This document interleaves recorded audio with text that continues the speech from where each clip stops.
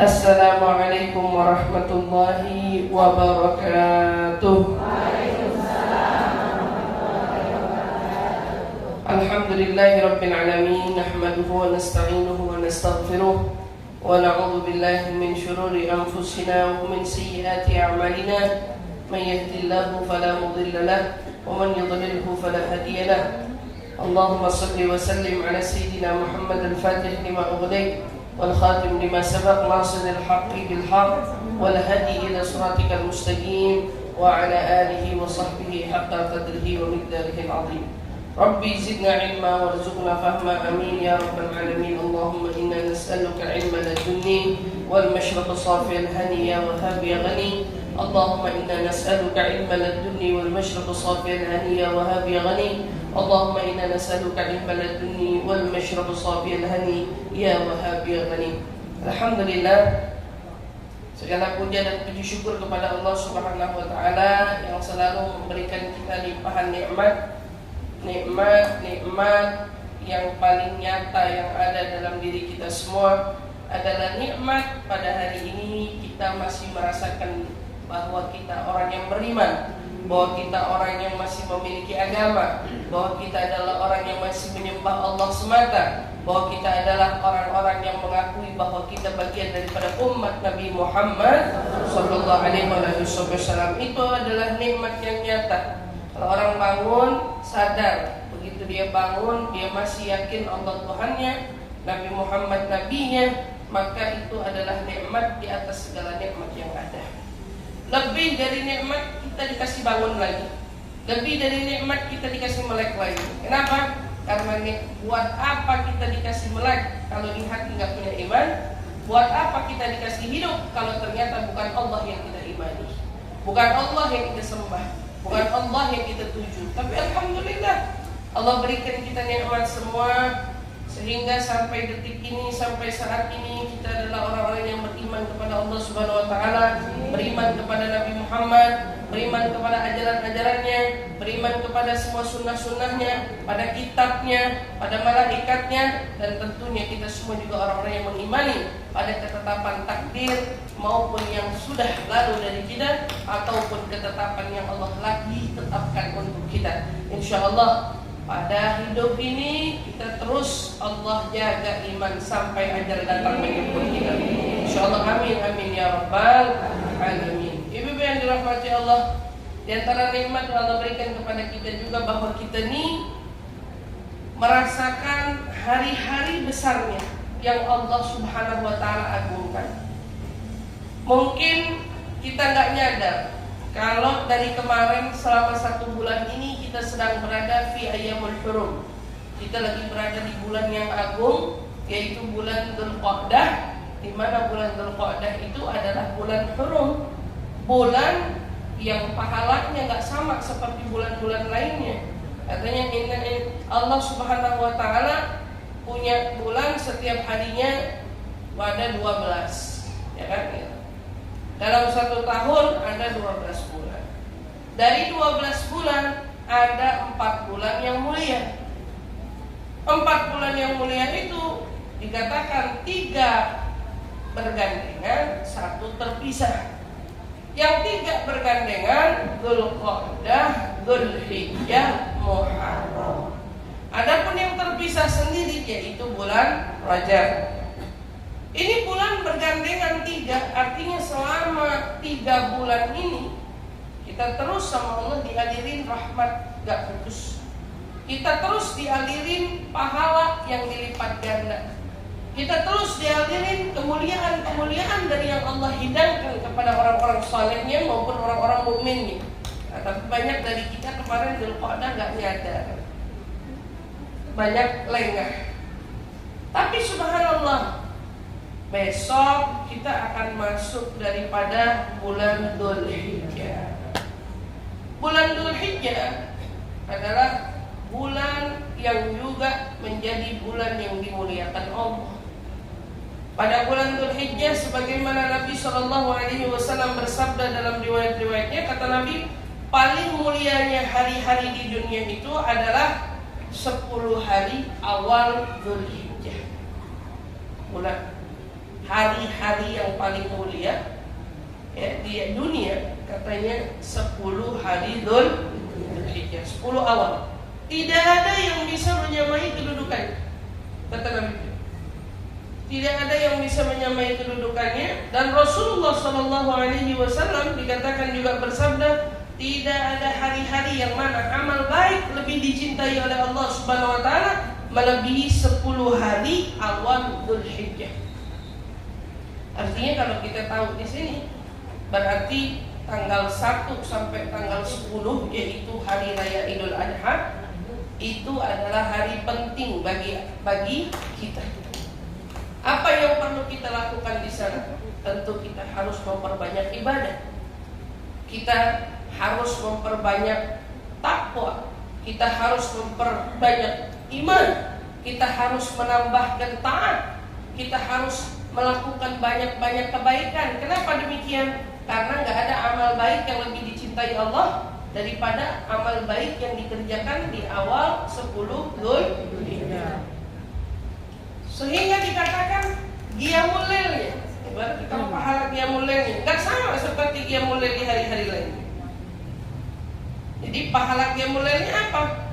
Kayak qiyamul lail di malam Lailatul Qadar. Ini 10 Dzulhijjah nih, dari tanggal 1 sampai tanggal 10 nanti. Kalau ada dari kita yang bangun tahajud, bangun di waktu malam, kita sama kayak orang yang bangun di waktu malam Lailatul Qadar. Masya Allah. Maka pasang niat dari sekarang. Mau qiyamul lail. Perbanyak niat, insyaallah mau qiyamul lail, mau ngerjain ibadah. Puasa di hari-harinya dari tanggal 1 sampai tanggal 8. Katanya pahalanya seperti apa? Pahalanya seperti orang yang puasa setahun. Sehari kayak puasa setahun. Berarti kalau ada yang puasa dari tanggal 1 sampai tanggal 8, itu dia kantongin pahala 8 tahun puasa. Seperti sepanjang 8 tahun dia puasa. Masya Allah. Nah, ini dapat pahala. Yang dikasih sama Allah nggak sama. Tetapi jika dia berpuasa pada hari Arafah, hari Arafah beda sendiri, yaitu tanggal 9. Kalau dia puasa di hari Arafah, maka di hari itu dia dapat pengampunan dari Allah Subhanahu wa taala selama 2 tahun. Dosanya yang lalu dari tahun yang lalu hingga dosanya yang akan datang pada 1 tahun mendatang. Semuanya udah punya jaminan. Yang puasa di hari Arafah dapat pengampunan 2 tahun. Subhanallah. Beda. Bayangin. Dan ibaratnya kalau kita puasa juga, dalam riwayat yang lain disebutkan di hari Arafah, pahalanya seperti apa? Pahalanya seperti kita puasa 10.000 hari. Kalau 10.000 hari dikira-kira berapa tahun nih? Berapa tahun? 10.000 hari. Terus berarti berapa tahun? 30 tahun. Beneran ibu pintar gitu gak sih?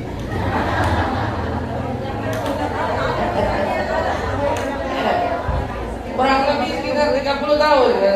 Masya Allah. 30 tahun. Artinya puasa di hari Arafah pahalanya kayak orang puasa 30 tahun. Selain dapat pengampunan, jaminan dari ampunan Allah Subhanahu wa taala, tapi ternyata dia seperti orang yang puasa juga 10.000 hari, atau kalau dihitung sekarang seperti 30 tahun kurang lebih jalan gitu ya. Kurang lebih 30 tahun. Subhanallah. Apalagi alasan kita untuk meninggalkan kebaikan pada tanggal-tanggal ini, maka hanya orang-orang yang merugi, yang tidak mau mencari kesempatan untuk beramal baik di bulan-bulan baik semacam ini. Maka kalau kata guru saya Sayyidul Habib Umar bilang apa? Hendaknya kamu menghadapi 10 awal Dzulhijjah ini seperti kamu menghadapi 10 terakhir di bulan Ramadan.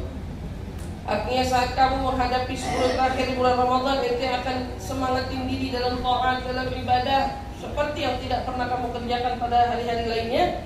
Maka begitu juga pada tanggal 1 hingga 10 Dzulhijjah ini, perbanyak ketaatan kita, ibadah kita kepada Allah Subhanahu wa taala sebisa mungkin, sebanyak mungkin, sebaik mungkin. Ini berikan ibadah kita yang terbaik. Maka kalau para salafun shalihin, guru-guru kita, apa yang pertama yang harus kita perbanyak? Pertama, perbanyak-banyak niat. Sebelum kita mengamalkan dari amalan-amalan lain, perbanyak niat. Kita mau menjalani perintah Allah, kita mau perbanyak taat, kita mau birrul walidain, kita mau silaturahmi, kita mau bersedekah, kita mau ibadah di waktu malam, kita mau khatmul Quran, kita mau hadir majelis ilmu, mau perbanyak sholawat, mau perbanyak zikir dan sebagainya dari amal-amal ibadah lainnya. Maka jaga kesempatan ini, bahwa nikmat Allah Subhanahu wa taala selalu menyertai kita semua, namun tidak banyak dari kita yang menyadari, sehingga kita banyak seringkali tertinggal dari rahmat dan anugerah yang Allah limpahkan kepada kita. Semoga Allah jaga kita semua. Ingat bahwa kita diminta untuk memperbanyak membaca tahlilat, tahlilatul Dzulhijjah. Ada tahlilat itu apa? Yang sudah saya posting semalam. La ilaha illallah adada layali wad duhur, la ilaha illallah adada dhafil wujud, ila akhir. Doa-doa yang sudah diposting dari amalan-amalan para orang-orang salihin, dari guru-guru kita, dari talim, para orang-orang alim ulama kita, yang masih didawamkan dan masih diamalkan oleh para guru-guru kita. Apalagi yang kita mau cari? Nggak ada. Yang paling nikmat yang diajarin sama mereka untuk apa? Karena kita itu nggak bisa tahu amalan apa yang paling bisa dilipat gandakan bagi kita. Kita tahunya itu sedikit, tapi kalau orang soleh tahunya banyak. Makanya karena kita nggak tahu, kita tuh berpegangan sama amalan mereka. Kalau orang soleh, mereka nih baca satu amalan, mereka tahu pahalanya segudang. Kalau kita belum tentu paham, belum tentu tahu juga. Makanya paling enak tuh ngintil aja sama orang soleh, ngintil aja sama amalnya orang soleh. Oh, orang soleh, Habib Umar begini. Oh, Habib Umar ngamalin ini. Oh, Habib Umar, karena Habib Umar adalah orang soleh yang nyata di depan mata kita sekarang. Oh, Habib Umar ngamalin ini. Oh, Habib Umar kerjain ini. Apa alasan kita untuk ngerjain? Sekelas Habib Umar kerjain, berarti Habib Umar tahu bahwa pahala itu bukan sembarang pahala. Kan gitu. Nah, apalagi kita. Sepatutnya kita, karena tahu banyaknya orang soleh yang masih mengamalkan amalan-amalan itu, harusnya kita ngintil, bukan menjadi orang yang memisahkan diri. Ini kadang-kadang dikasih amalan masih sibuk nanyain dalil. Heran, dalilnya mana? Dalilnya mana? Rasulullah gak pernah ngamalin ini. Rasulullah gak ada anjuran yang diajarkan seperti ini. Biarin mereka sibuk ngurusin dalil. Mereka sibuk ngurusin dalil karena mereka hanya percaya dengan dalil. Kalau saya selain dalil, saya mempercayai bukti nyata yang terlihat di mata. Bukti nyatanya mana? Ada orang soleh, keramat, tinggi makamnya, tidak cinta pada dunia, hidup di depan mata kita, masih hidup dan masih nyata. Apa amalnya? Itu amalnya. Apalagi apa mau cari? Masih kerepotan nyari Sahih Bukhari, Sahih Bukhari. Masih kerepotan nyari dalil Sahih, mana dalil Sahih? Hadis dhaif mardud ditolak. Pinter-pinter semua. Ya, kita nggak nyikapinnya seperti itu. Kita nyikapin dengan apa? Kita nyikapin ada bunyi apa? Lepek-lepek. Iya. Oleh karena itu, ya, ibu-ibu, maka kita perlu menjaga diri kita semua untuk terus melazimkan diri dalam amal soleh. Karena apa? Karena kembali kita ini mau beramal, amalnya biar pas. Waktu gak banyak. Ibaratnya orang punya waktu durasi sedikit, pengen ngerjain durasi yang sedikit ini maksimal, maka gak ada kesempatan dalam mengerjakan durasi yang maksimal ini kecuali dengan kita menggaitkan diri dengan amalnya orang-orang soleh. Sayyidina Habib Umar baca, Bapak Nur baca, orang tarif yang lainnya baca, dan ini dilazimkan sudah sekian puluh tahun lamanya dari para salaf-salaf sholihin lainnya. Apalagi alasan yang kamu cari untuk kamu tidak mau mengamalkan? Maka dijaga. Insya Allah Allah berikan kepada kita ya keistiqomahan dalam mengamalkan amal-amal saleh di antara kita. Dan niat tambahannya adalah mau jauhin maksiat. Ya.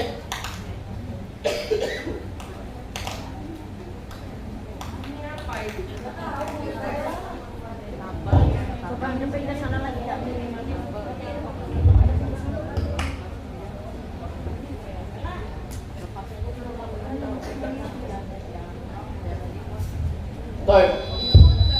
Salah itu, jangan ikutan. Allah. Iya.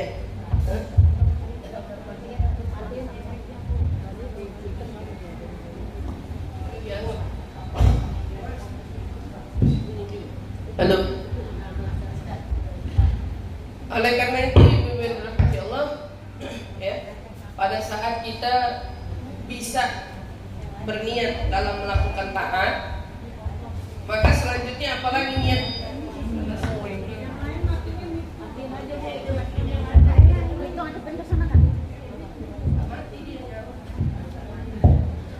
Baik, ya, dari niat. Pada saat kita banyak berniat melakukan kebaikan, kita jangan pernah lupa juga untuk niat menjauhkan ketaatan. Menjauhkan kemaksiatan. Niat mau jauhin maksiat. Pokoknya kalau ada dari kita yang sadar, oh, anak tuh punya kebiasaan jelek, tiap hari itu doyannya ngapain? Ngomongin orang, atau mungkin nyari berita tentang orang, ya, tatabbu' aurat akhi, nyari jeleknya orang, senang banget. Apa yang harus dilakuin? Maka saat ini kita pasang niat, aneh mau jauhin perbuatan. Ngomongin orang, aneh mau jauhin. Nyari-nyari tentang jeleknya orang, mau saya jauhin. Nyari-nyari tentang keburukan, aneh mau jauhin. Semua kita mau jauhin. Apapun dan sekecil apapun bentuk dari perbuatan itu, saya mau niat mau jauhin. Niat dulu. Jadi niat itu bukan hanya tentang berbuat amal soleh, tetapi niat-niat juga harus kita hadirkan. Mau menjadi orang yang jauh dari maksiat, itu juga niat. Mau menjauhkan maksiat, itu adalah niat juga yang perlu kita tekadkan dalam diri kita. Mau jauh dari riba, mau jauh dari bohong, mau jauh dari nyari kejelekan orang, mau jauh dari kurang ajar sama suami, mau jauh dari durhaka sama orang tua, mau jauh dari apa? Dari benci sama saudara, mau jauh dari putus silaturahmi, enggak. Tapi niatnya diganti. Apa niatnya diganti? Aneh pengen silaturahmi, pengen taat sama orang tua, pengen birrul walidain, pengen bakti sama suami, pengen nurut, pengen taat. Niatin. Pengen sedekah tiap hari, walau hanya 10.000, walau hanya 5.000. Lazimi tiap hari infak, mau dapat pahalanya. Karena ibadah dari tanggal 1 sampai tanggal 10 ini, ibadahnya tidak sama dengan ibadah-ibadah kita yang kita lakukan pada hari-hari lainnya. Insya Allah Allah berikan kita taufik dan hidayah dalam imannya, agar kita betul-betul bisa memaksimalkan ibadah kita selama dari tanggal 1 sampai tanggal 10 Dzulhijjah. Dan kita masih punya sisa 20 hari setelahnya, ditambah dengan Muharram setelahnya, yang mana itu semua adalah sama, yang dijuluki dengan bulan Hurum. Bulan Hurum itu ada 2 arti. Yang satu bilang adalah bulan mulia, ya, toban. Yang satu lagi bilang apa? Bulan diharamkan kita berbuat zalim di dalamnya. Kalau berbuat zalim dengan orang diharamkan, apalagi berbuat zalim sama diri sendiri, yakni maksiat. Hurum diartikan bisa mulia, hurumat, dijaga keagungannya, kehormatannya. Atau bisa juga diartikan dengan haram, haram, mana haram?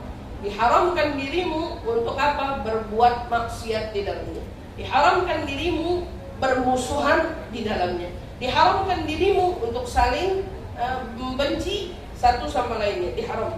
Haram di bulan itu kita melakukan kezaliman. Karena orang Arab dulu kalau udah datang 3 bulan Hurum ini ditambah Rajab, mereka pedang-pedang perangnya itu ribut antara suku satu sama lainnya itu diem dulu. Mereka gencatan senjata dulu, diem. Nggak ada yang pada angkat pedang, nggak ada. Orang jahiliyah aja begitu, masa kita orang beriman nggak bisa begitu? Orang jahiliyah begitu masuk bulan Hurum, mereka pada naruh pedangnya, naruh tombaknya, keributan adem dulu. Ribut-ribut sama suku nggak ribut dulu, diem aja, nggak ada yang main saut-sautan. Kenapa nggak hargain bulan itu? Harusnya kita orang beriman jauh lebih menghargai bulan itu daripada orang-orang jahili. Kita jaga minimal dari zalim kita kepada diri maupun kepada orang lain. Semoga Allah jaga kita semua. Amin, amin ya rabbal alamin. Baik, ibu yang dirahmati Allah, di sini kita belajar daripada haditsun Nabi, hadis-hadis yang disampaikan oleh Nabi kita Muhammad sallallahu alaihi wasallam. Maka kita mau lanjut daripada hadis-hadis yang kita uraikan dari setiap bulannya, yang insya Allah bisa menjadi manfaat bagi kita semua, ya, dan bisa kita terapkan di dalam keseharian kita semua, insya Allah. Amin ya rabbal alamin. Maka sebelum kita bahas hadis selanjutnya, mari sama-sama kita awali dengan doa ta'lim. Bismillahirrahmanirrahim. Nawaitu ta'allum wa ta'lim wa naf'a wal intifa' wal mudzakarah wal tadhkir wal ifada wal istifada wal hitha 'ala tamassuk bi kitabillah wa sunnati rasulillah sallallahu alaihi wasallam wa du'a ila al-huda wa tilalata 'ala al-khair ibtigha'a mardatihi wa qurbihi wa thawabihi wa husnul khatimah ma'al lutfi wal 'afiyah was salahil 'aqibah bi rahmatika ya arhamar rahimin. Amin amin ya rabbal alamin. Bismillahirrahmanirrahim. Wa qala Rasulullah sallallahu alaihi wasallam, al-bakhilu man dzukirtu 'indahu falam yusalli 'alayhi. Haditsun sahih rawahu al-Imam Ahmad. Rasulullah sallallahu alaihi wasallam bersabda, orang yang bakhil atau pelit sekali adalah orang yang apabila aku, yakni Rasulullah, disebut namanya di hadapannya, maka ia tidak mengucapkan salawat kepadaku. Hadis riwayat Imam Ahmad dengan sanad hadis sahih. Hadis ke-9. Hadis ke-9, Rasulullah sallallahu alaihi wasallam mengajarkan kepada kita suatu hal yang memberi kita pengetahuan terkait orang pelit. Orang pelit itu siapa? Apakah orang pelit hanya orang yang menahan diri dari memberi? Tidak, ternyata. Ada lagi definisi orang yang pelit di mata Nabi, ya. Orang pelit itu siapa dianggap sama Nabi? Orang pelit adalah saat namaku disebut di hadapannya, namaku disebut, didengar oleh telinganya, tetapi dia tidak tergerak untuk bersolawat kepadaku. Jadi gimana? Ibu ini kalau dengar orang lagi ceritanya bawa nama Nabi. Misal saya ceramah, saya ngomong, ibu dulu tuh Bu, Rasulullah sallallahu alaihi wasallam. Nah, sahutan inilah yang menandakan antara pelit dan tidak pelit. Yang pelit, yang mulutnya nggak tergerak mau sholawat. Adapun yang sholawat, mereka orang yang lepas dari kata pelit.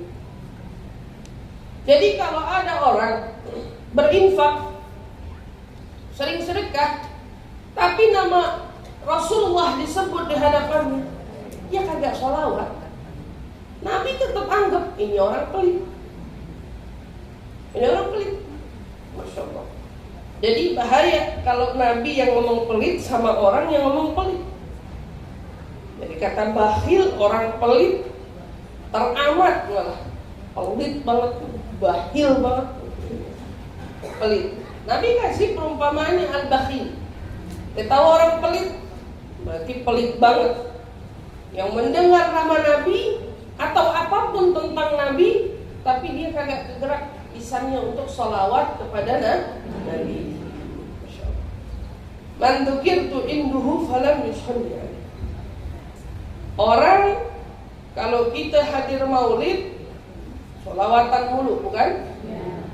Kenapa? Kalau kita baca wa mundu aligat bihi hadhihi durratul maknunah wal jawharatul masunah wal kaunuhu kulluhu yushbihu wa yumsi fi sururin wa ibtihaj sallallahu alaihi. Kenapa pakai begitu? Karena itu yang lagi dikisahkan Nabi. Makanya bingung sama orang-orang yang pintar-pintar banget itu. Pintar-pintar banget gak tau pintarnya. Pintar banget yang menyalah-nyalahkan istilah kata maulid. Kalau dilihat dan dipikir-pikir pakai akal aja, jangan ngomongin pakai yang lain-lain. Pakai akal aja. Pernah nggak ada larangan Nabi bilang nggak boleh cerita tentang saya? Pernah nggak ada larangan Nabi itu berkata nggak boleh kumpul ngomongin saya? Maka kalau kamu mau nyalahin suatu perbuatan, cari dulu larangan akan perbuatan itu. Namimah kumpul, namimah nggak boleh, orang namimahnya nggak boleh, orang ghibah nggak boleh, jelas ada larangannya. Tapi kalau ada nggak kayak mereka bilang maulid nggak ada di zaman Nabi? Ada nggak larangan Nabi bilang nggak boleh maulid? Nggak ada juga istilahnya. Maka ibu-ibu pahamin, oh maulid, burdahan yang kita baca dalam setiap bulannya. Bala ya salli wa sallim daiman abada ala habibika khairil khalqi kullihim sallallahu alaihi. Baca, jangan diem aja. Buku burda di depan. Saya kadang-kadang suka ngamatin orang ya.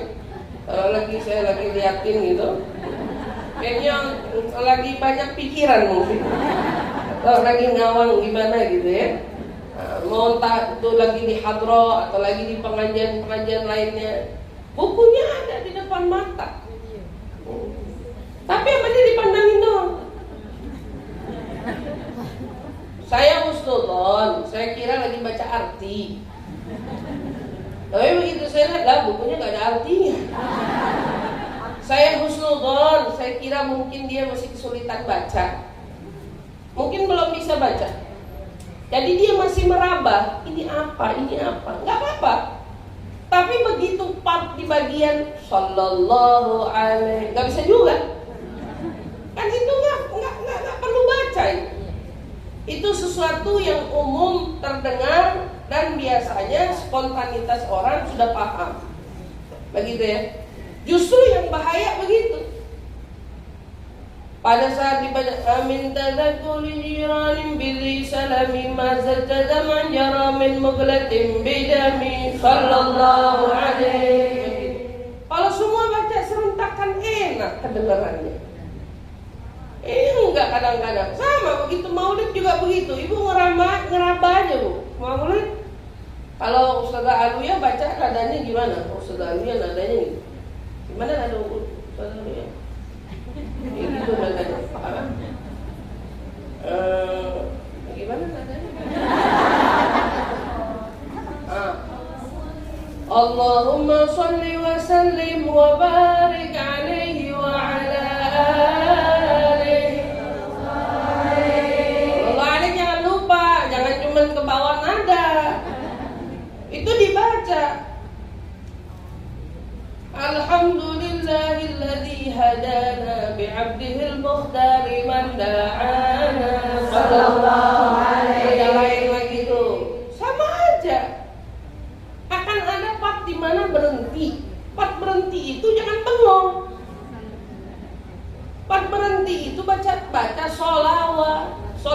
alaihi sallallahu alaihi wasallam. Baca, jangan enggak. Karena ini ternyata ngingetin sama kita Rasul sallallahu alaihi wasallam memberikan gelaran kepada orang yang namanya Nabi disebut di hadapannya, tapi terhalangi orang itu untuk bersalawat kepada Nabi. Maka dijaga ibu-ibu yang dirahmati Allah. Ya, suatu ketika katanya dalam sebuah riwayat Sayyidah Aisyah radhiyallahu taala anha berkisah, suatu ketika aku sedang menjahit di rumah. Sayyidah Aisyah lagi menjahit di rumah. Tiba-tiba di tengah aku menjahit, jarumku terjatuh. Jarumnya Sayyidah Aisyah terjatuh.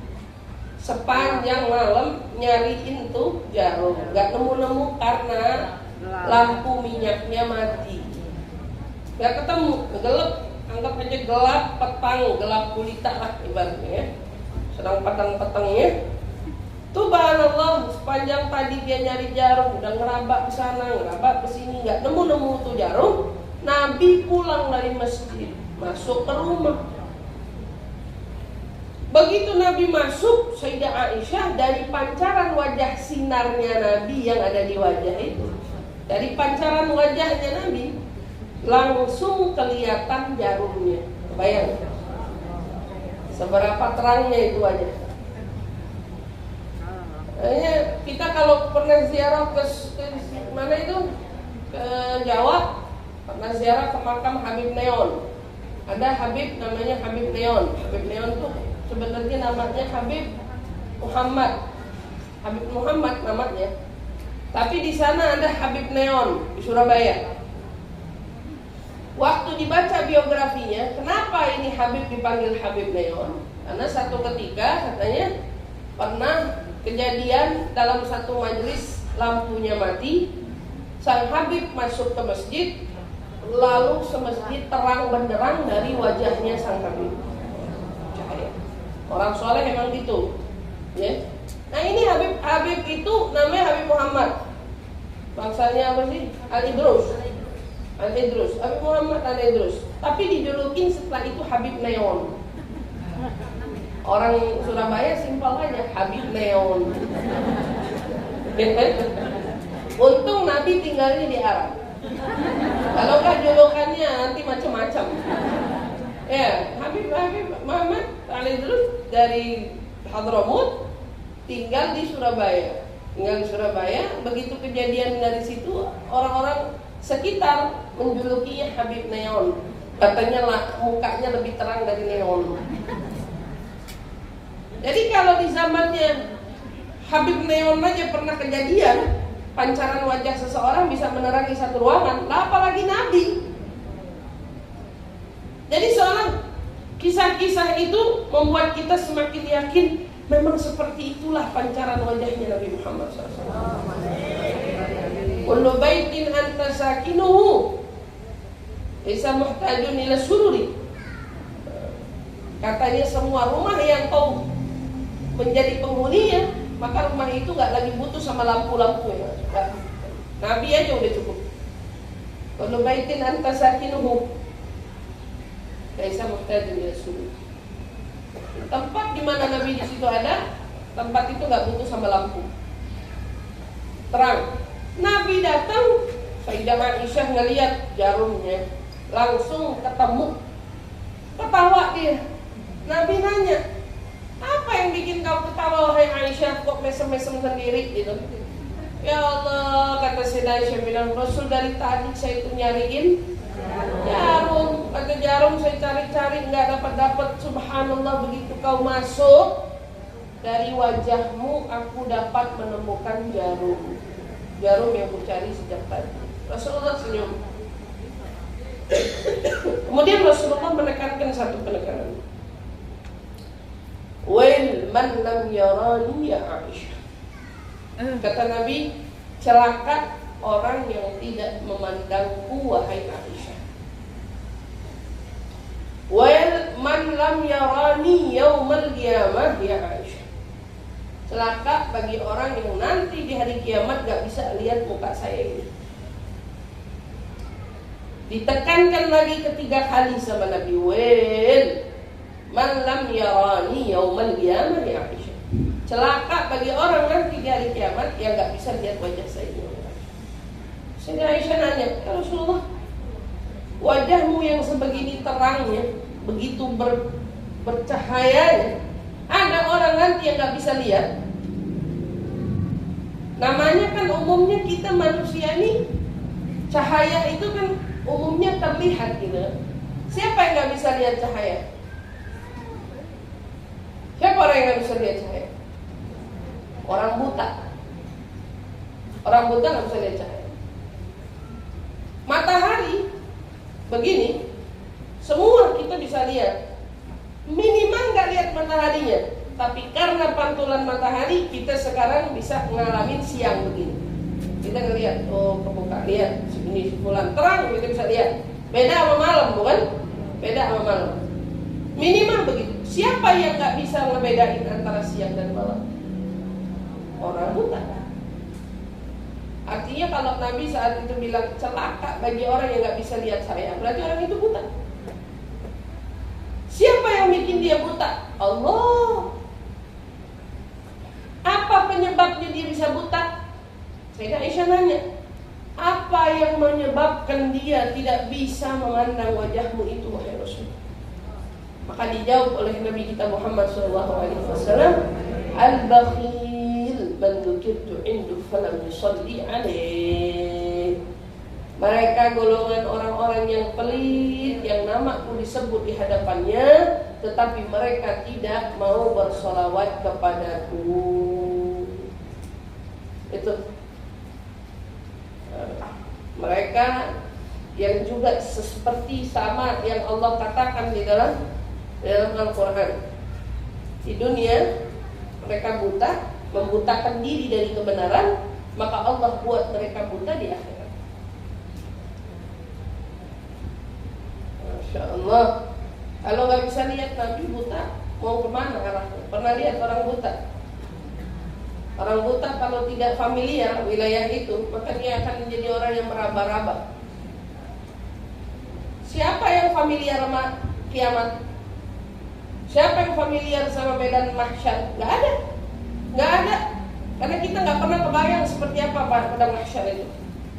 Maka kalau orang buta, istilahnya, kiasannya buta, seperti apa tuh kepanikan dia?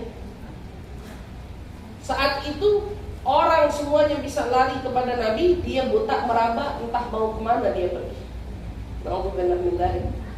Maka kita jaga.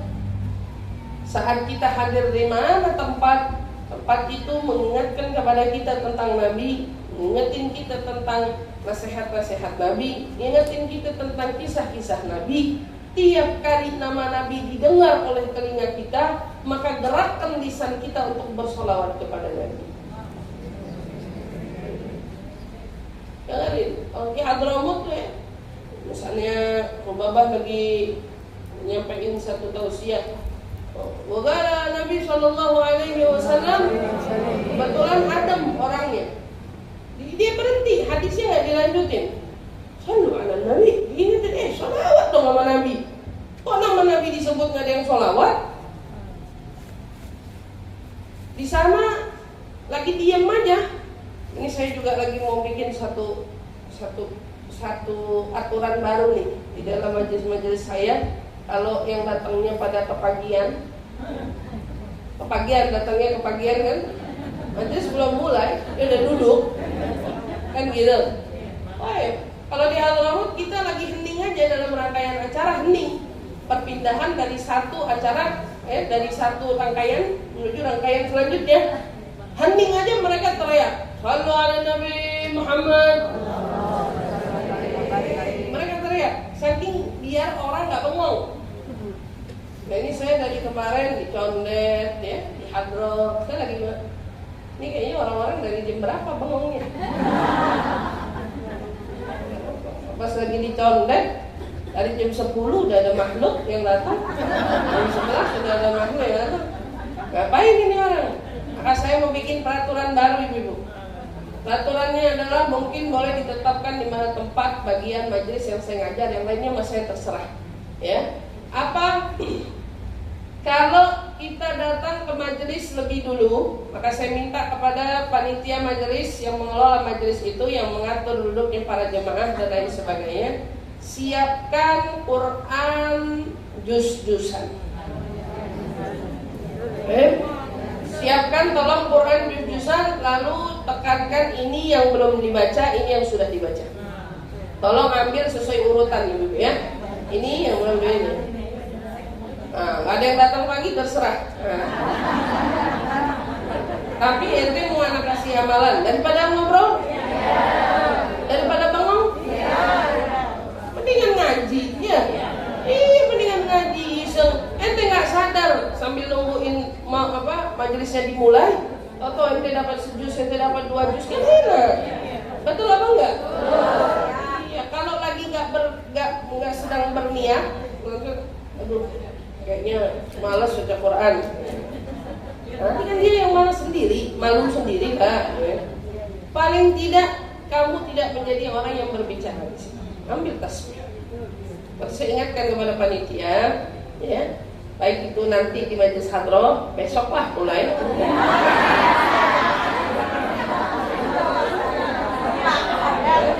Di majelis hadroh, di Ummul Batul misalnya ya, di Bekasi atau di Condet, itu penekanan saya di 3 majelis itu. Selebihnya yang mau ngikut alhamdulillah, yang nggak mau ngikut terserah. Baik, karena saya merasa ngenes gitu.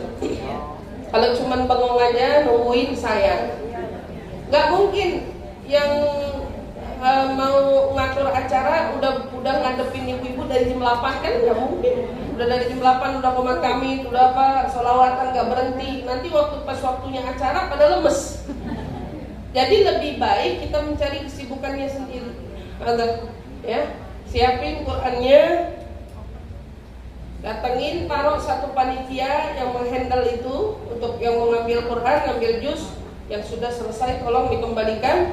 Nanti saat itu kita akan hitung 1 minggu ke depan sebelum majelis hadroh dimulai, maka akan saya minta baca doa khatam yang ringkas saja. Pahalanya buat siapa? Buat kalian semua sebenarnya. Nanti arwahnya kita akan hadiahkan kepada arwah-arwah orang tua kita yang sudah mendahului kita. Baik, kita hadiahkan begitu. Kita baca doa yang ringkas saja, gak apa-apa. Baik, sehingga nanti kalau memang ini sudah bisa berjalan dengan baik, pelan-pelan nanti kita akan terapkan dengan 1 bulan sekali kita baca doa khatam yang biasa kita baca di Ramadan ya, yang bisa kita baca di Ramadan. Lazimkan hal tersebut. Saya udah lama mau ngomongin, baru ingat sekarang. Alhamdulillah. Jadi menghindari kekosongan. Di Hadramaut gitu.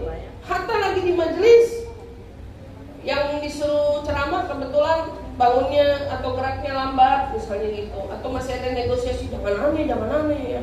Yang lain bukan nonton, tapi yang lain disadarkan untuk ya asyikin Nabi, sallu ala Nabi Muhammad.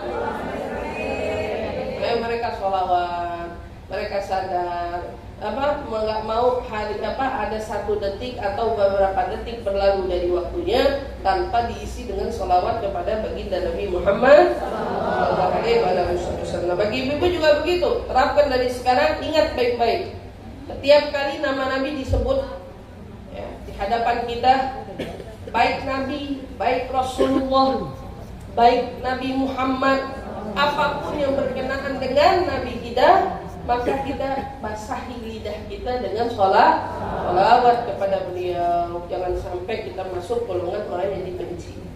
Ya, ingat, Nabi bilang celaka orang yang di hari akhirat nanti, di kiamat nanti nggak bisa lihat saya. Dan ternyata yang nggak bisa lihat beranjak dari hal kecil, halnya hanya menyepelekan sholat. Nama Nabi disebut di hadapannya, dia berarti punya sifat buruk.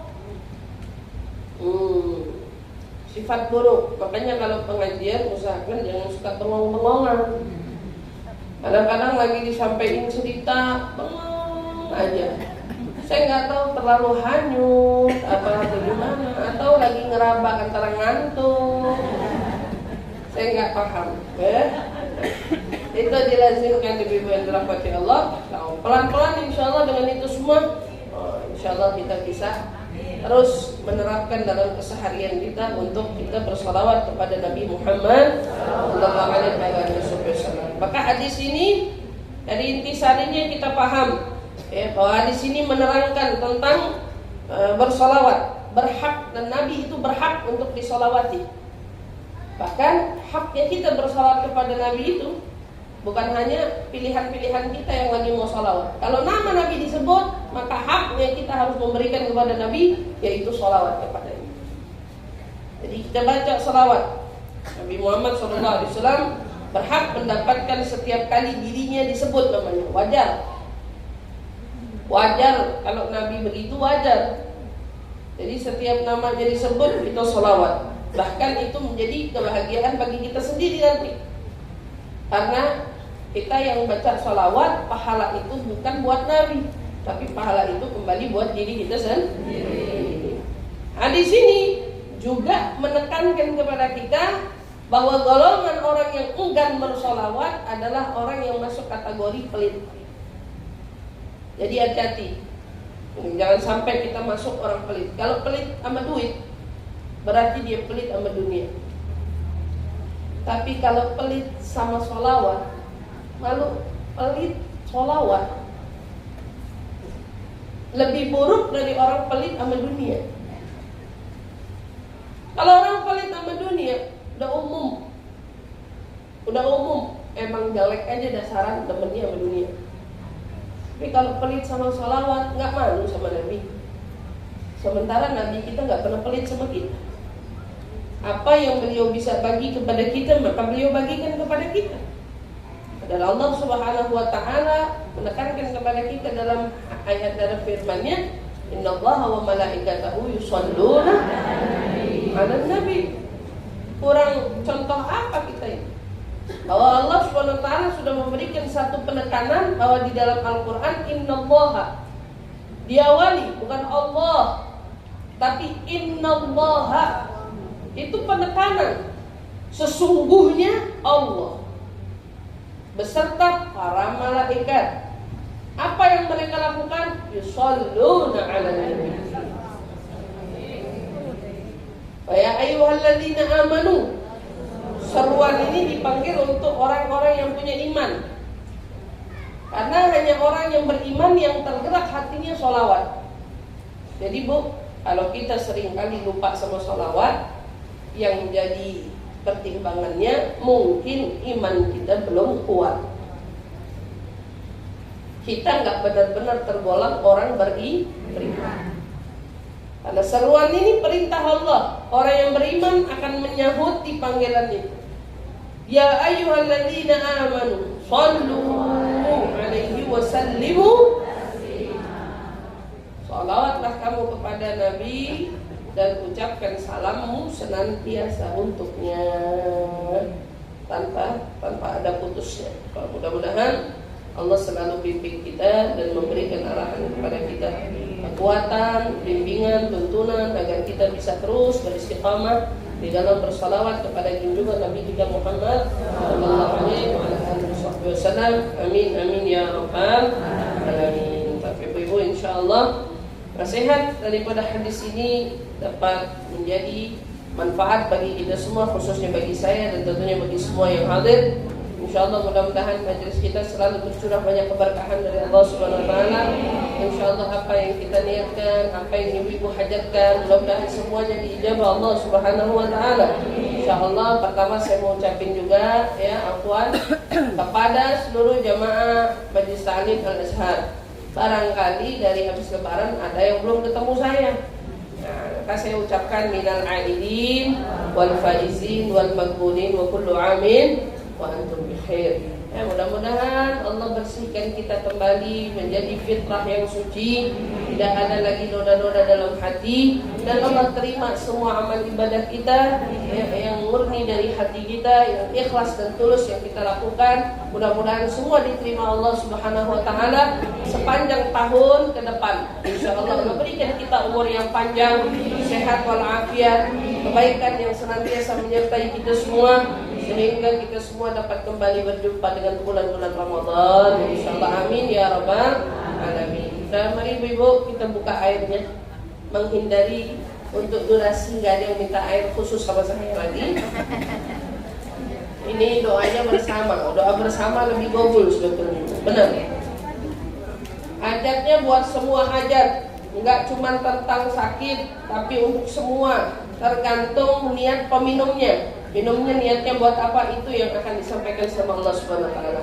Ya Bu, jadi biar nggak banyak durasi, karena biasanya orang satu baju minta air, semuanya ikut minta air. Kadang-kadang nggak punya niat, padahal cuma ngelihat orang minta air, ikutan, latah kalau gue. Latah aja. Kadang-kadang airnya tinggal sedikit. Kita doa aja. Jadi hindarnya, ini saya terapin ini sebetulnya di semua majelis saya untuk menghindarin. Saya tahu ibu-ibu pada punya hajat masing-masing, insya Allah mudah-mudahan juga sama Allah Subhanahu Wa Taala, daripada hajat-hajat dunia sampai hajat akhirat, insya Allah amin ya rabbal alamin. Kita niatkan khusus terlebih dahulu bagi yang sakit-sakit maupun diri kita sendiri yang sakit-sakit. Semoga Allah angkat penyakit kita, Allah berikan kesembuhan untuk kita semua, menjauhkan kita dari segala keburukan yang ada. Bismillahirrahmanirrahim. Allahumma rabban nas adhibil ba's ishfi anta syafi wa afi antal ma'afi la shifa illa shifauka shifaan la yughadiru saqaman wa la alama ya kafi ya wafi ya hamid ya majid irfa'anna wa anhum jami'an kulla ta'bid shadid waqfina waqfihum min al-hadd wal hadid wal marad shadid wal jish al-adid waj'alna ya rab nuran min nurika wa 'izzan min 'izzika wa nasran min nasrika wa bahan min bahai wa 'atan min 'ataika hirasatan min hirasatika wa ta'idan min ta'idika ya dzal jalali wal ikram wal mawahib al-'idham as'aluka an takfina wa takfihum jami'an min syarri kulli dhi syarr innaka antallahu khaliqul akbar. Wa sallallahu ta'ala ala sayyidina Muhammadin wa ala alihi wa sahbihi wasallam. Ya ma'u zamzam yuqri'ukum assalam ala man wa talibha wa ala man wa syaribiha ila hadratin nabi Muhammadin sallallahu alaihi wasallam. Sirrul Fatihah.